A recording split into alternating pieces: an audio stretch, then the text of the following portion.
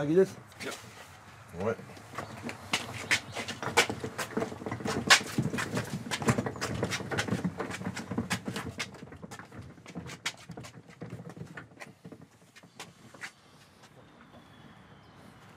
Ja? 2.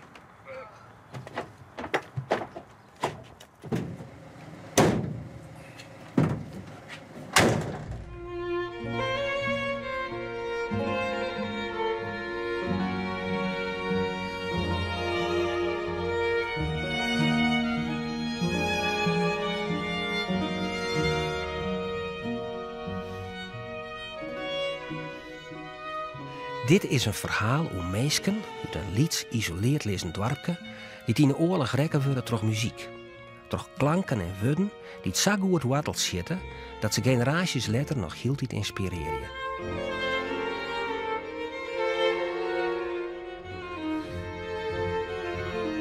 Het verhaal van een dirigent en zijn muzikale DNA.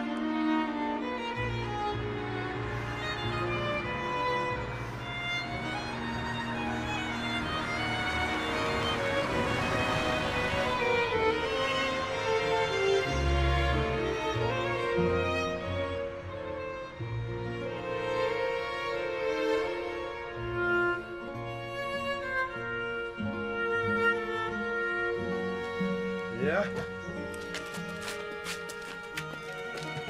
Top, tapje.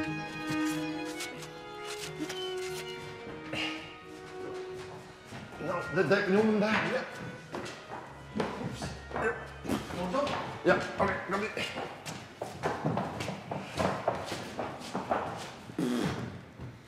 Nou, voorbeeld de eerste keer zoet. En hopen dat het dood. Probeer, test. Omgekeerd. Ja.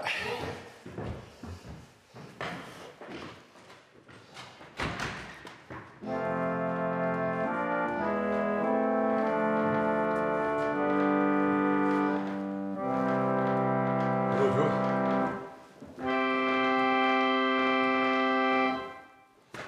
Mooi.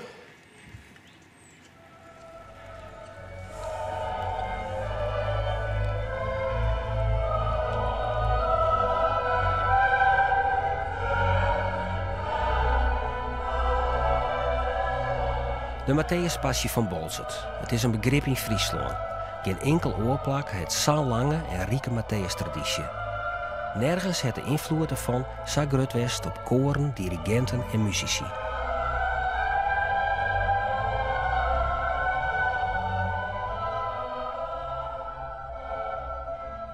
Maar het succes en het niveau van de Bolzerter Matthäus wie er nooit west zonder één vrouw.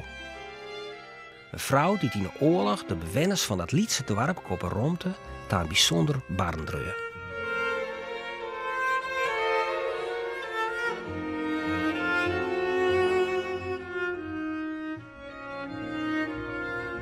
Nou, 24 jaar later brengt dirigent Gerber van der Veen die skierdens wet te libben, maar een muzikale reconstructie van dat bijzondere barn van Doe. Een ode aan de Matthäuspassie van Abigeer.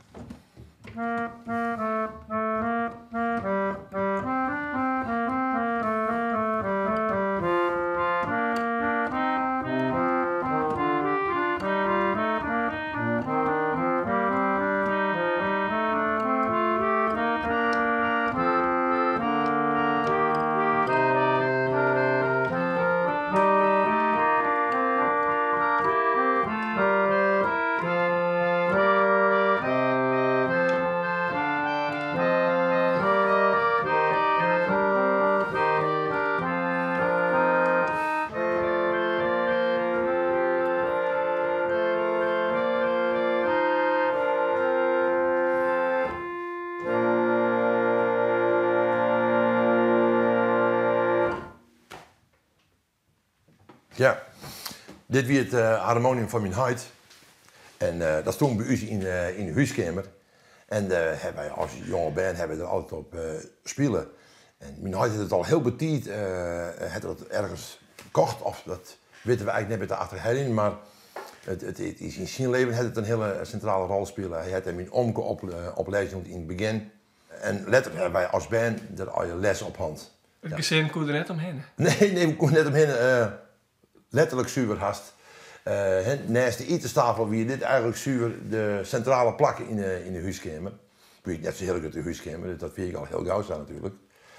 Maar ja, hier waren op spelen, hier waren op oefenen, hier waren bij zang. De zang kwam altijd bij te repeteren. Eén keer in de week geloof ik. En dan zal je hard vast wel mooi spelen hebben op het harmonium.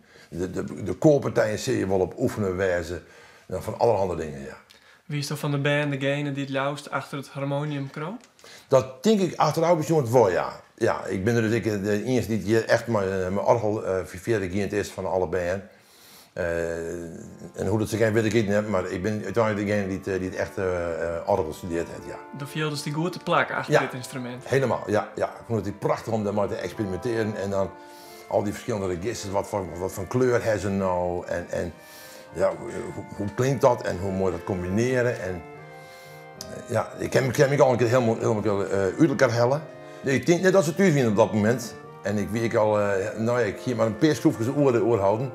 Die zou ik wel ergens vet moffelen, hè? Maar ik vond het natuurlijk prachtig om te zien hoe zo'n ding in elkaar zit. Ja. En dan kreeg ze meer onder praat. Ja, hij doet het gelukkig wel, ja.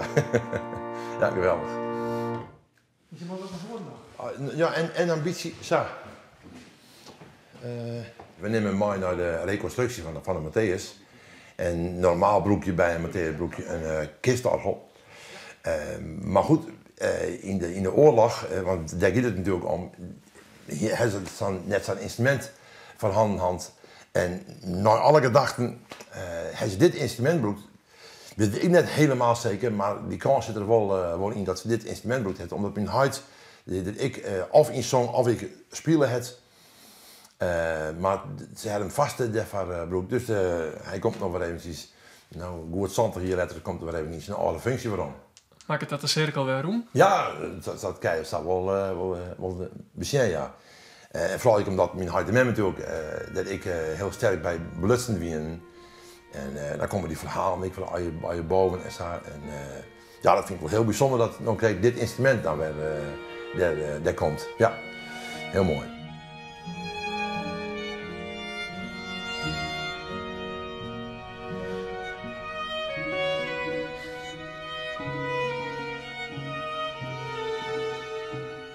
In deze vrouw groeien Gerber zijn ouders op en krijgen ze ongeveer een 30 verkering. Beide zongen ze in het Abbegeester koor Eendracht.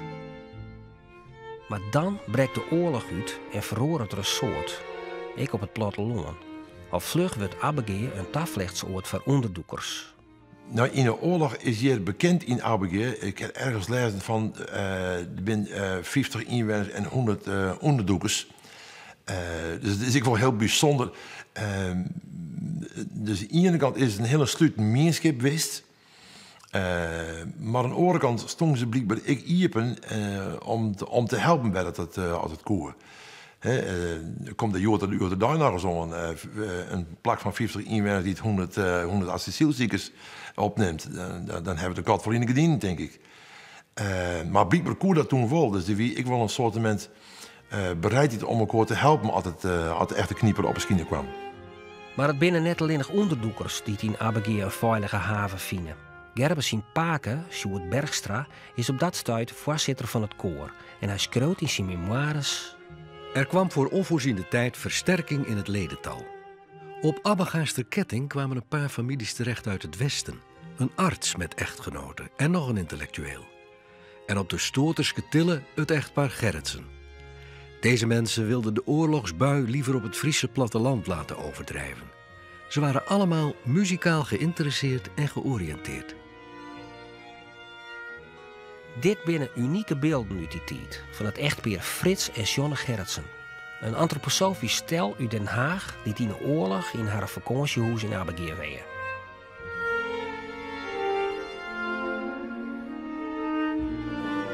Jonne is muziekdocent en net van plan om stil te zitten, wiel ze in ballingskip leeft.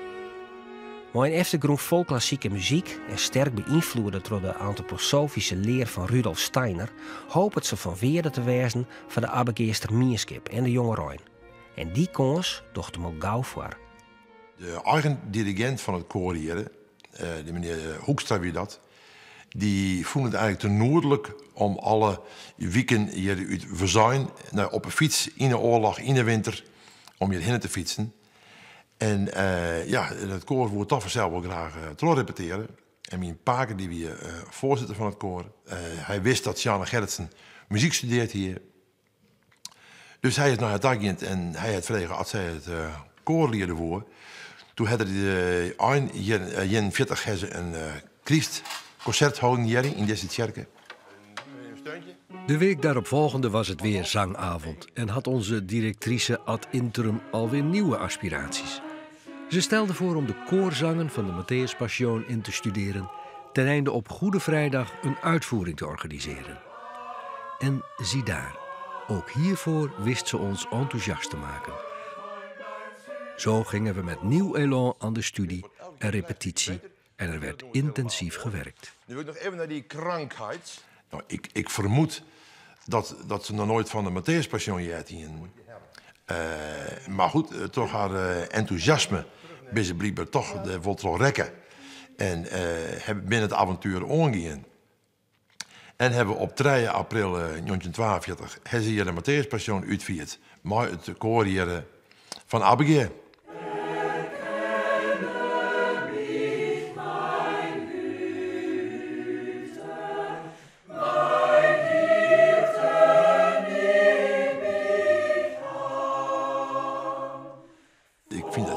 Bijzonder gebeuren, omdat ik het heel apart vind dat ze in St. Kwartskov-Getiet de Matthäus ingestudeerd hebben. Dat ken eigenlijk haast net in St. Kwartskov-Getiet, maar mensen die de Matthäus helemaal net kennen, geen Duits kennen, geen notenlezen kennen. Ik vind het nog steeds een wonder eigenlijk dat ze dat vark ook gekregen hebben. Ze moeten wel alle jongen gerepeteerd hebben. En er zijn genoeg koren wist in Nederland, die hebben er haast een uur gediend om de Matthäus in te studeren. En ze hebben het in 3 maanden gediend, van januari tot maart van 1942. Maar goed, op een manier hebben ze het blijkbaar toch vark gekregen. En toen hebben ze hier op Goed Vreed 42 hier de Matthäus Passion gediend.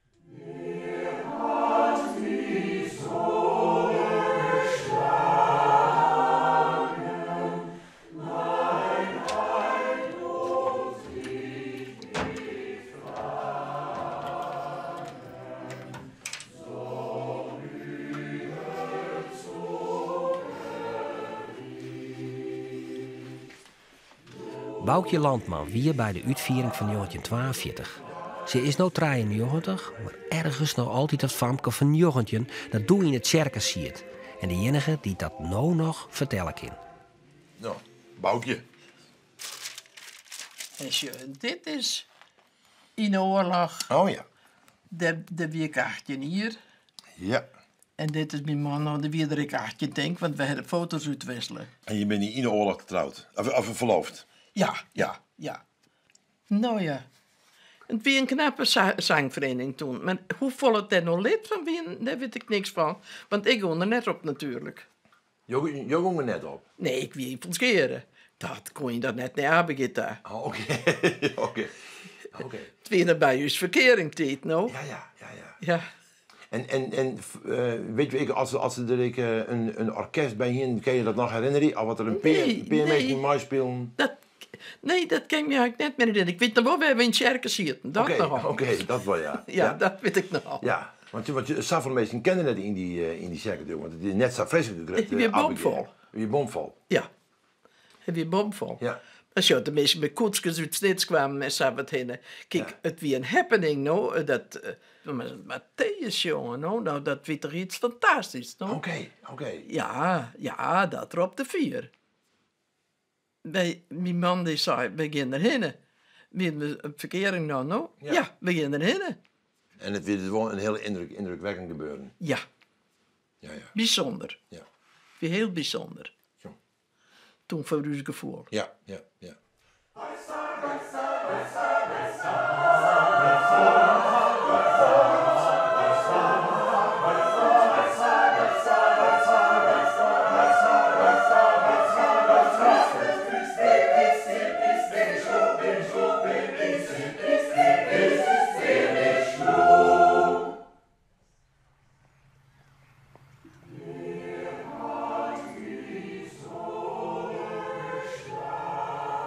De zondagen voor Pasen werd in de omliggende dorpen in de kerken bekendgemaakt dat op de avond van Goede Vrijdag de vermaarde Bach-passion zou worden uitgevoerd in Abaga.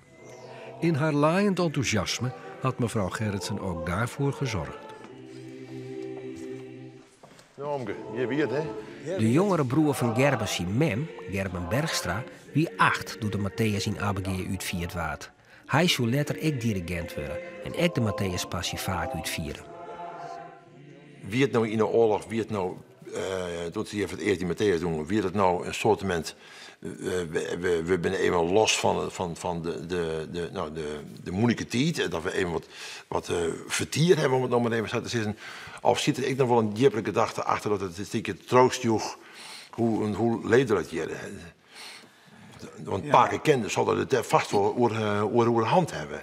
Dat zou best wel eens kennen, maar daar heb ik eigenlijk niks van merken. En daar heb ik nooit hoe je het dat er in die zin hoe praten is.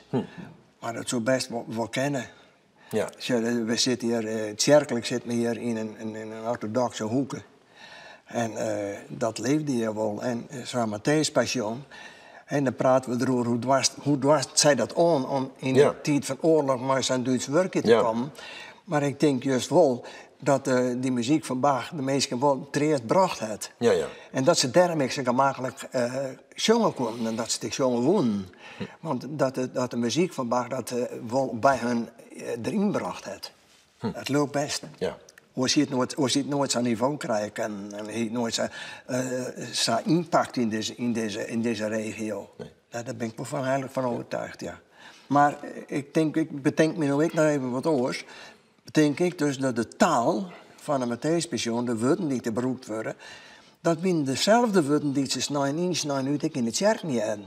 Dus het wie voor hun in Safir helemaal net vreemd. En het verhaal van het versterren van Jezus, dat weer zo bekend bij hun. Dus dit spreekt hun enorm aan. Ik de bewording vooral. De emotie die erin leidt. Ja, ja. En die was nu jaren ze die taal ik op de preekstoel. En ik denk dat ik daarom het zo gemakkelijk hier intrek kreeg. Uit de wijde omtrek kwamen mensen per fiets om het gebeuren mee te maken. De kerk raakte propvol. Jammer dat sommigen, waarschijnlijk ongeveer 50 personen, een vergeefse reis maakten omdat er per se geen plaats was te bezetten. Na alle inspanningen die aan het gebeuren voorafgingen, waren we dankbaar en voldaan over het slagen van de uitvoering. Er werd bij de uitgang een collecte gehouden en uit de opbrengst bleek dat de mensen het als een ontroerende impressie hadden ervaren.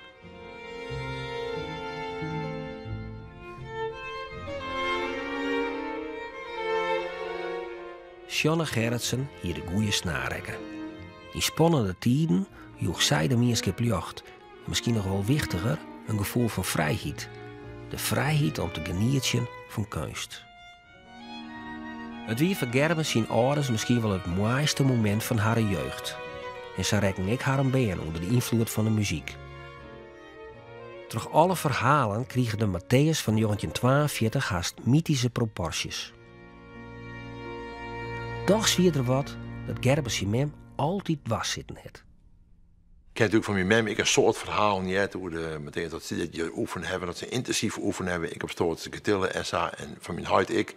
En wat me was opviel, dat ook dan altijd we dan naar een uitvoering wisten wie en daar wie eigenlijk de alt wie eigenlijk nooit goed genoeg eigenlijk wie altijd heel soort kritiek op de alt-solist. en heb ik letterlijk wel begrepen van zij wie eigenlijk stand-by om die aria's te zongen bij de eerste uitvoering hier. Maar goed, toen kwam er op het moment suprem kwam er toch een alt uit het westen waar. Ja. Het omgekeerde wat van mij kregen dat ze daar vreselijk teleurgesteld hoe wie of... Nou, daar heb ik net zo volle van merken. Maar ik wel dat ze al die aria's zongen. Ja. En je hebt een goed gehoor. Want ik weet wel, de A van de Hobo, de koers 6 jongen. De koers midden in de weggermaaid en jong die toon hebben. Die is helemaal in de Holland. Dus ze heeft een goed gehoor en ze sloeg het ik op. En ze kon natuurlijk al die aria's. Ja. Ik die hier zo gestudeerd. En omdat ze dat zelfs kent, dan ben je kritischer op was die jaren Christ. Ja. Dus ik kan me dat best wel voorstellen dat je mij altijd een kritiek hebt op de alten. Ja. Want zij zo het in haar beleving krijgt even anders man. Ja. En dat is voor ieder persoonlijk. Je kan alleen nog zo goed leren en nog zo goed lezen krijgen hoe het moet. Maar als je er op dat moment stiest, dan moet het eigenlijk zo wezen dat het zo doet dat het op dat moment veelt. En dan komt het even oer. Ja. Anders is het erachter, dan komt het uit jezelf uit. En dan moet je alles wat je ompraten is en leert is, dat moet je eigenlijk eens even vergeten. Ja. Je hebt er helemaal iets te wachten en er een oer, ja. Dan krijg je de eerlijkste uitvoering, vind ik altijd.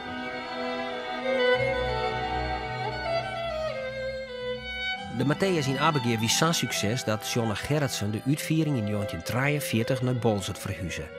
Daar, in de Martinitskerken, wie volle meer plak dan in de krappe kerken van Abegeer.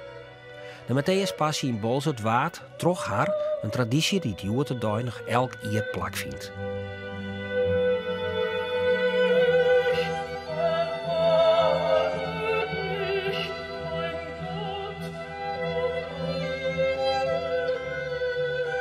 Abegeerster Lolke Otter, die als liedse jongen net naar de uitviering in Abegeer mocht, wie er in Bolzert betiid bij. Dat koorke, dat wie hier. En dan kwam mijn zuster op. Ja, ja. En die zong dan thuis die Koran. Ja. En dan zong ik het waar de stem aan. En dat vond ze prachtig. En toen die uitvoering, de eerste keer in Balzert weer. Toen hier ze mevrouw Gerritsen vragen, maar mijn broerke bij mij, naar de generale. Nou, en dat stier ze daar. Dus toen ben ik voor het eerst naar de Matthäuspassion geweest. Nou, het was een oorlog. Dus de fiets op kussebaan, de hoge hoed, die viel dan net zo lekker meer toen wij in Balzert winnen. En dan ik nog op die hurre banken zitten, dat ik wel eens even, hek me eens even delen, even lang uit. Okay. Ja, dat weer een belevenis toen. Nou, en na dat tijd, dan gingen we er altijd heen. Ja, dat hier wat, dat woon je maar nog iets. Nou, dat weer echt, ja, ik vond het prachtig.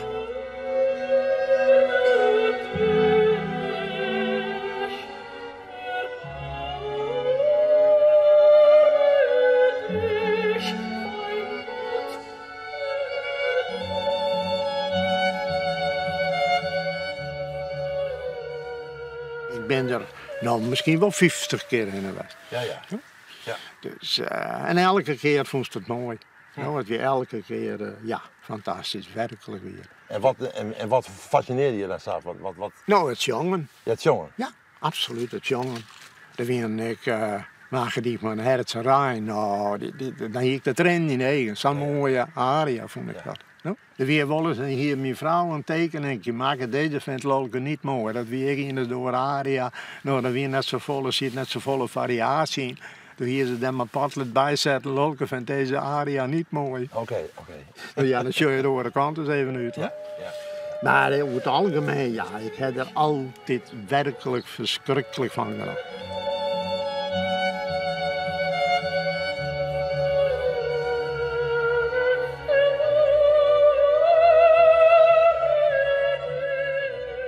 Vijftig jaar later hoopt het Gerben, hier in Abegeer, op te roepen wat zijn ouders er in de oorlog mooi maken.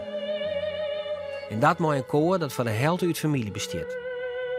Al je meisken met hetzelfde muzikale DNA.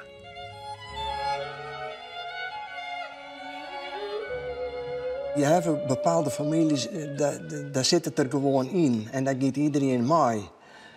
En zo heeft ik bijvoorbeeld ik wel in de fanfarewereld ook bijvoorbeeld bepaalde korpsen die staan op het dorp. En er zijn 12, 3 families. Ja. En als er deksel, als die 1 of 2 er voorbij valt, dan gaat het niveau van zijn korps soms ook helemaal naar onder. In de sportwereld is dat ook. Ja. Maar het had er bij u altijd maar niet zitten. Ja. Er waren soort zongen bij u. Want hij ik net vaak achter het harmonium toe zitten. En dan weet je even, ja, hoe ik allerhande vijfjes jongen kun je nog zingen, zing dan mee. En al die 100 geestelijke liederen, niet allerhande bundels.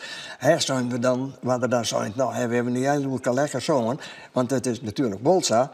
En dat wordt hoe dat ik geprogrammeerd mensen zong, want het verzet de zin. En je kent er mentaal bij het zien. Ja, ja. Maar dat hebben wij altijd wel dingend. En dat klopt wordt het weer.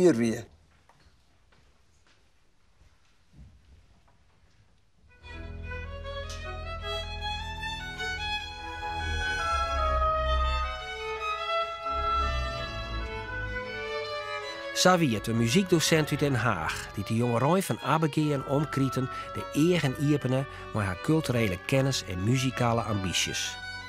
Het shitje dat Jonne Gerritsen in Abigail plonte, zou later ik op een soort orenplakken te bloei komen.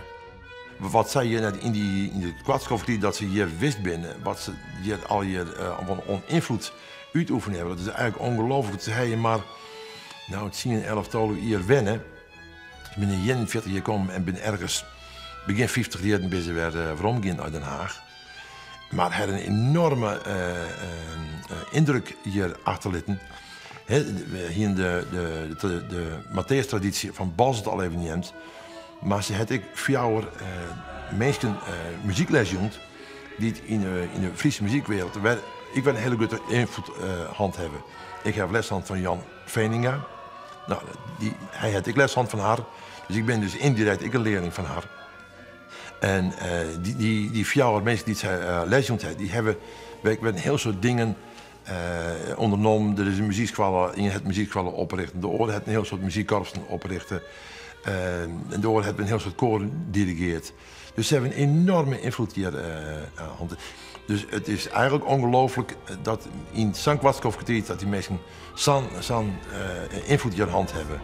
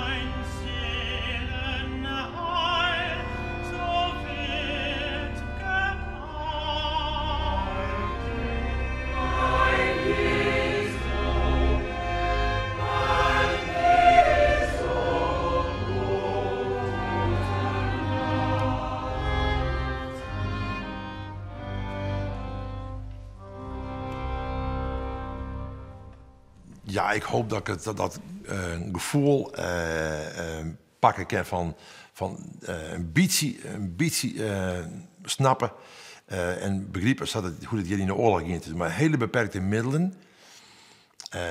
Want er is maar een leadscore, er ben maar 3 van een saxofonist. Ik heb maar één orkest. Er is maar 1 hobo in plaats van 2 hobo's. Maar dat het toch eventjes, die mensen toen in 42, die binnen ik rekken door de muziek. En dat is de kracht van de muziek. Dat het dus net altijd luidt om dat alles perfect is. En dat de omstandigheden optimaal binnen. Maar dat je dan toch die muziek snappen kennen. En dat toch de essentie van die muziek van een deel ervaren kennen.